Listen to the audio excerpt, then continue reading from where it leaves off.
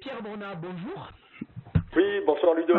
Donc, pour tous ceux qui n'ont pas eu l'occasion en fait de te rencontrer sur les pistes des grandes compétitions nationales, en fait, je rappelle aux compétiteurs qui était le directeur du développement national alpin et responsable des moins de 16 ans auprès de la FFS.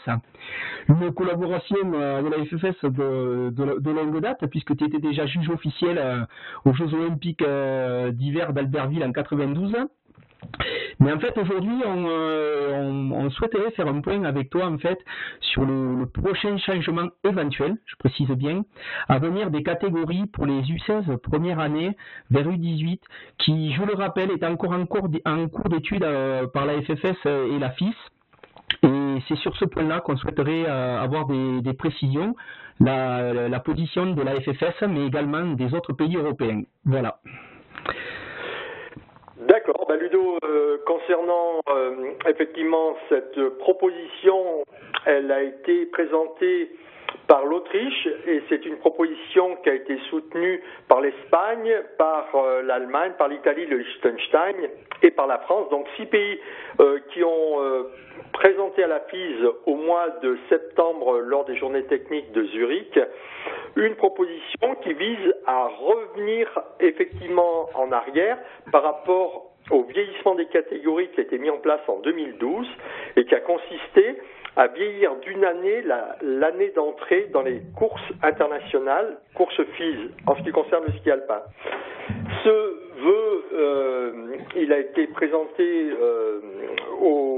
pour des raisons liées essentiellement à des problèmes d'abandon de la discipline par des jeunes athlètes au sortir de la catégorie U16.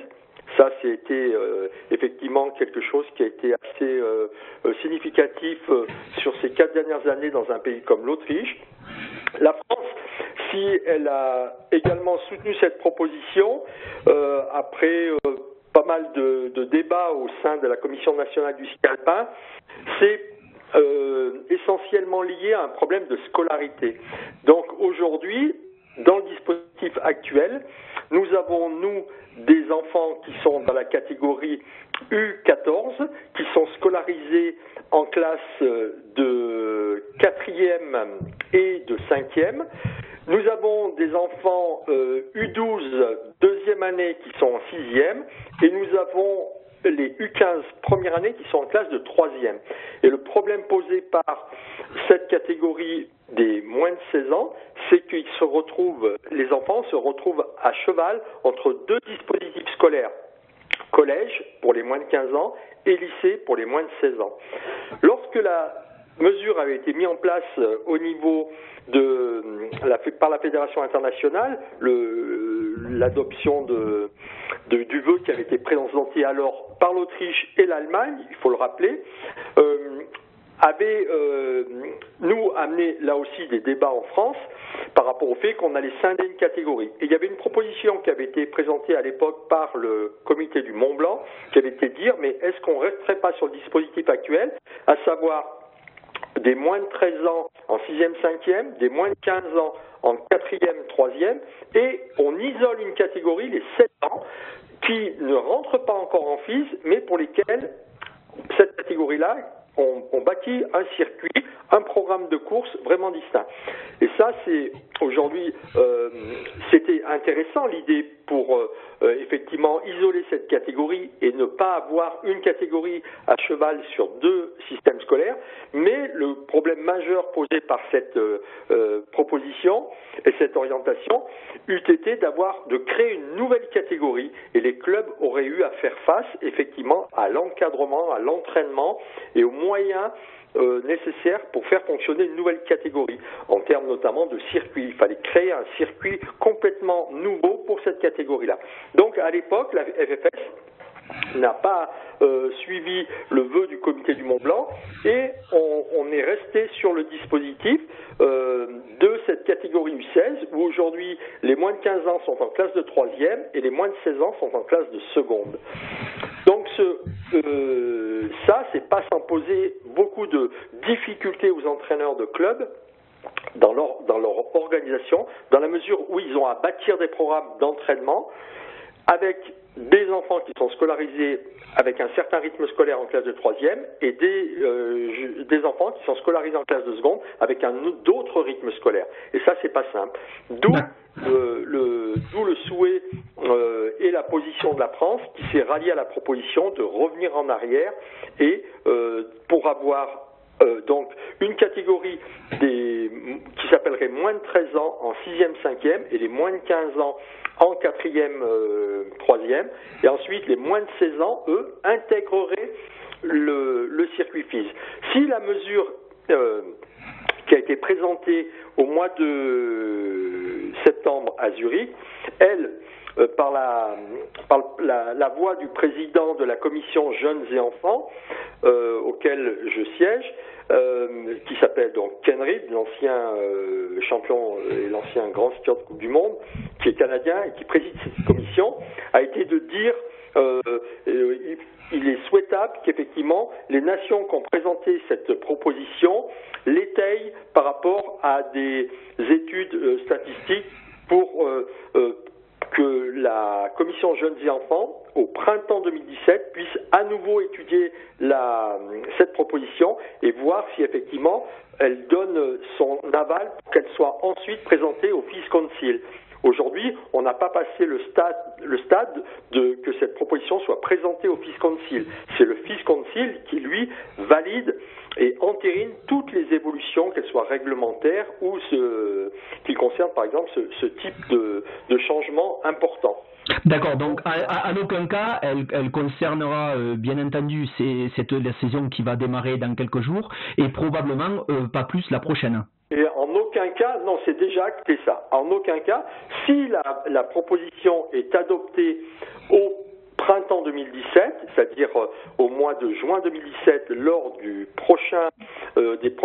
la prochaine réunion de la Fédération internationale de ski à Porto-Rose, eh bien, cette mesure n'entrerait en vigueur qu'au cours de la saison 2018-2019. Encore faut-il que cette proposition, elle recueille effectivement l'aval de l'ensemble des pays pour qu'elle soit ensuite présentée au FIS Council. Voilà, donc aujourd'hui, on est encore dans une phase effectivement de réflexion. Nous, la position de la France, j'en ai fait part, difficulté importante pour les clubs qui ont à gérer une catégorie à cheval sur 2 dispositifs scolaires. Il n'en demeure pas moins que le vieillissement des catégories, particulièrement pour la classe de seconde, a permis quand même de dégager du temps de formation pour ces jeunes athlètes, a présenté également l'intérêt de faire entrer en FIS des coureurs qui avaient fini leur puberté, fini leur croissance. Là, ce retour en arrière nous ramènerait effectivement à ces problèmes qui existaient avant qu'on ait ce changement de catégorie, avec effectivement des enfants qui n'ont pas fini leur puberté, qui n'ont pas fini leur croissance et qu'on lance déjà dans le circuit international avec un circuit de course qui est quand même beaucoup plus conséquent que le circuit qui existe aujourd'hui chez les U16. Donc on peut évidemment faire un distinguo entre filles et garçons, parce qu'on sait effectivement que là, par rapport à l'âge où les demoiselles atteignent leur puberté, par rapport aux garçons, il y a quasiment 2 ans d'écart. Les filles sont pubères en moyenne à 13 ans, les garçons le sont à 15 ans. Donc penser que les demoiselles pourraient, elles, intégrer un circuit international, on pourrait les lancer dans le grand bain à partir de la catégorie U16, c'est quelque chose qui est tout à fait concevable sur un plan par rapport pour préserver la santé, par rapport à un plan développement des enfants, quoi. Chez les garçons, on a quand même cette catégorie où on a chez les U16 encore des grosses différences effectivement concernant la croissance des enfants. Mais une fois encore, ce qui nous a vraiment conduit à soutenir ce vœu, c'est les difficultés que ça pose en termes d'organisation et de gestion de cette catégorie pour l'ensemble des ski clubs. D'accord, et puis il faut le remettre dans le contexte international où justement la France collabore et doit adopter un consensus avec la FIS. Oui, sachant que la proposition, là, elle a été présentée par ce qu'on appelle l'OPA, l'Organisation des pays alpins. Mais dans cette organisation des pays alpins, il y a également, par exemple, la Suisse. Et la Suisse, aujourd'hui, eux, n'ont pas soutenu cette proposition. Parce que eux, ils ont organisé, la scolarité est aussi très complexe en Suisse, dans la mesure où, d'un canton à l'autre, les rythmes scolaires sont différents, les programmes sont différents. Donc, eux, ils ont dû imaginer une organisation des rythmes scolaires au sein de chaque canton pour pouvoir répondre à ce vieillissement des catégories. Et aujourd'hui, pour en avoir discuté avec mon homologue en Suisse, ils sont pas enclins, eux, à revenir en arrière par rapport à tout ce qu'ils ont pu mettre en place par rapport à ce changement de catégorie. D'accord. Donc ça va faire l'objet encore de nombreuses discussions, de nombreux débats. Et au final, on pourra ne rien dire, on en saura plus effectivement après le congrès de Porto-Rose au printemps 2017. D'accord. Donc on croyait qu'il n'y avait que les Français qui ne faisaient pas comme les autres. Manifestement, il y a également les Suisses. Merci pour toutes ces précisions qui vont quand même finalement rassurer les compétiteurs, mais également les coachs. Et donc, je pense qu'on aura plus d'informations effectivement après ce congrès. Et